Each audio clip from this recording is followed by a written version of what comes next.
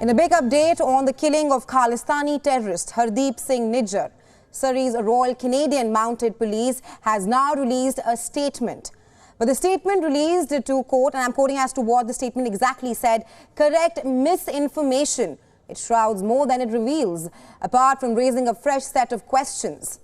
According to the statement released by the RCMP on its website, they received a request from an international media outlet with a one-day deadline, which the RCMP says did not provide them enough opportunity to respond subsequently.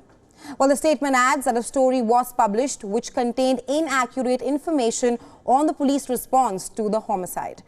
The media outlet in question here is the Washington Post. We told you yesterday how the Post published a report containing minute details of the moments of the murder of the Khalistani terrorist Hardeep Singh Nijjar. We also told you that the information with the replies received by WION from the Integrated Homicide Investigation Team, which is probing the case.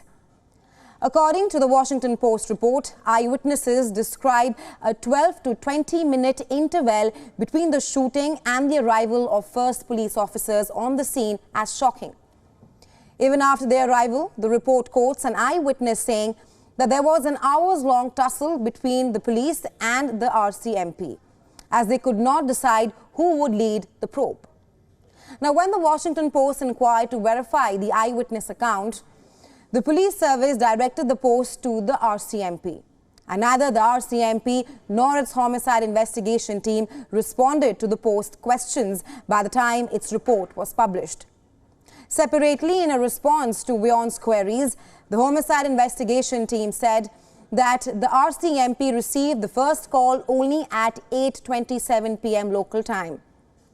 Well, in its latest press release, the RCMP claims that the first officers arrived on the scene, and I'm quoting here, in under 4 minutes.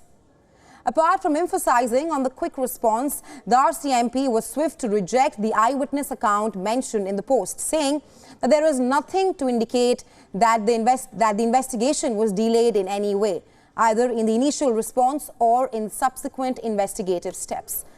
But it carefully, rather willfully, ignores other important questions raised by the Washington Post and WION's respective reports.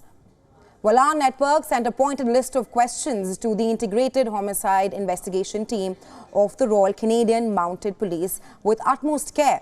The probe team's response mostly reiterates only those bits of information which was already in public domain. And most of our specific questions were absolutely ignored. Well, we asked number one question, that is, has there been any arrest so far in this case? That's the first question that we asked.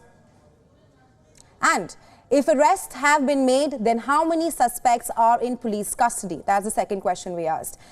Meanwhile, we also asked, is there any Indian national detained in connection with this case?